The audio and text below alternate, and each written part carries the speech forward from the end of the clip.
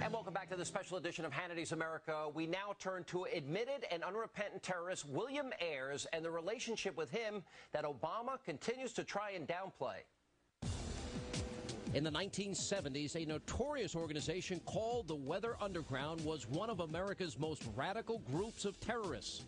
Led by William Ayers, the Weather Underground was a violent anti-American group that was formed on the campus of the University of Michigan during the midst of the anti-war and civil rights movements. In 1970, they issued a declaration of a state of war against the United States government.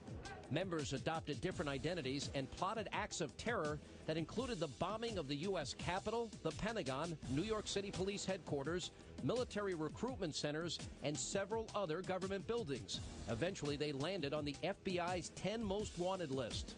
While the group's main targets were the government establishments, one night in 1970, they made one very personal attack. It was on February 21st when William Ayers and the Weathermen went after John Murtaugh and his entire family. Murtaugh was presiding over the trial of another group of terrorists, 21 members of the Black Panther Party, who were indicted in a plot to bomb New York landmarks and department stores. February 21st, 1970. I had just turned 9 about 2 months earlier. It was pre-trial, jury selection.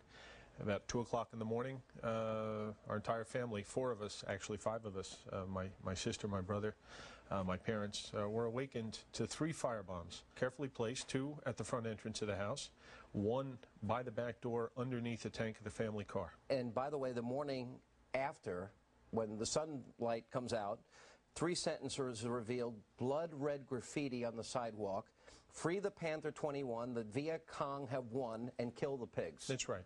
And it's also important to remember, Sean, that we were one of 3 sites bombed that night around New York City. It wasn't just our house. Yeah, no one ever caught or was tried for the attempt on your family's life here, because the one underneath the car literally was under the gas tank, right? That's right. That's right. And thank God a neighbor actually managed to put that out before it actually exploded. The Murtaugh family survived, but the Weathermen weren't finished yet. That same night, bombs were thrown at a police car in Manhattan and 2 military recruiting stations in Brooklyn, New York.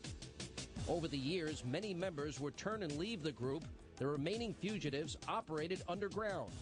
While on the run, William Ayers married fellow Weatherman terrorist Bernadine Dorn. In 1981, the two finally turned themselves in and were tried but not convicted because of prosecutorial misconduct. After the trial, Ayers and his wife tried to integrate back into society, and he went back to school, began teaching, and was also, quote, a community leader. It was his position as a, quote, community leader that would lead Ayers and Barack Obama to cross paths. It was in 1995 that Ayers and his wife hosted a political coming-out party at their Chicago home for a young Barack Obama. As you can now imagine, though, Obama is now downplaying his association with his radical friends. The Obama campaign describes the relationship between Obama and Ayers as quote-unquote friendly, but Hannity's America has discovered much more. Besides the coming-out party in 1995, Senator Barack Obama also served as a director for the nonprofit Woods Fund of Chicago from 1999 to 2002, alongside his friend William Ayers. In addition, both Ayers and Obama have also appeared together at various public speaking engagements. In 2002, they spoke together at a forum in Chicago, sponsored in part by the University of Illinois, titled Intellectuals, Who Needs Them? Obama and Ayers were on a panel of just 6 people. It would seem that they are a little bit more than just, quote, friendly, but Obama continues to hedge and weave over this relationship. In April, during a primary debate, George Stephanopoulos asked Senator Obama about these ties. Can you explain that relationship for the voters and explain to Democrats why it won't be a problem? George, but this is an example of what I'm talking about.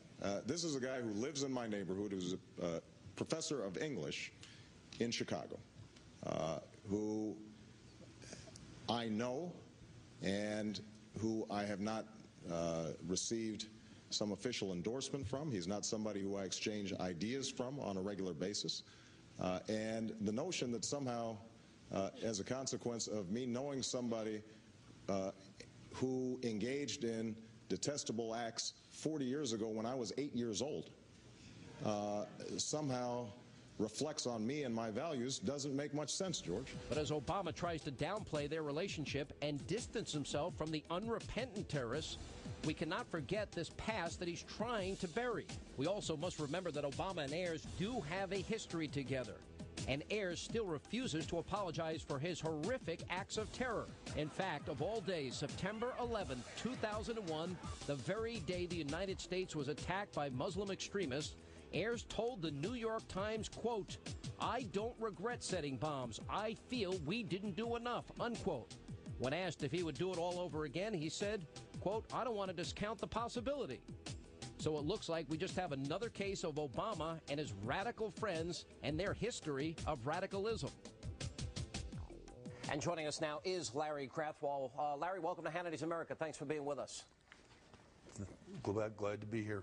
A phenomenal story. For a year, you infiltrated the Weather Underground. You know and knew personally Bernardine Dorn and Bill Ayers. You began working for the FBI.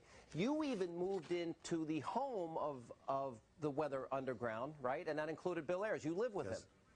Yes, I did. For a year. Tell us about that time.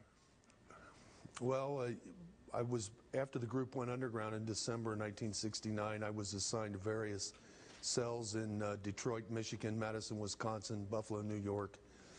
During those periods, I lived with various members of the group in which Bill was the leader and would either stay with us or leave and come back and take charge of the group. Now, you were there with Bill Ayers and sat at a kitchen table, and he specifically not only taught you how to build a bomb, but actually drew pictures of it and actually told you what cities to target, correct? Yes, when we were in Detroit, 2 targets were picked out, the Detroit Police Officers Association building in the 13th Precinct. There was some kind of a trial going on involving police officers, and he told us what buildings we should bomb. He assigned the people to the various locations, and when I objected, because the DPOA building was next door to a restaurant, and then it was my belief that the bomb would kill more people in the restaurant than anyone in this old brownstone building in Detroit, he told me that in a revolution, innocent people have to die. We really appreciate you being with us on Hannity's America. Thank you, sir. And coming up, he sat in the pews of Jeremiah Wright's church for over 20 years. But how close was Senator Obama to his former pastor? We examine their relationship coming up next. And then this man is a former employee of the Palestinian Liberation Organization who openly speaks about the destruction of Israel. We're going to tell you about his connection to Obama. That's coming up straight ahead on this special edition of Hannity's America.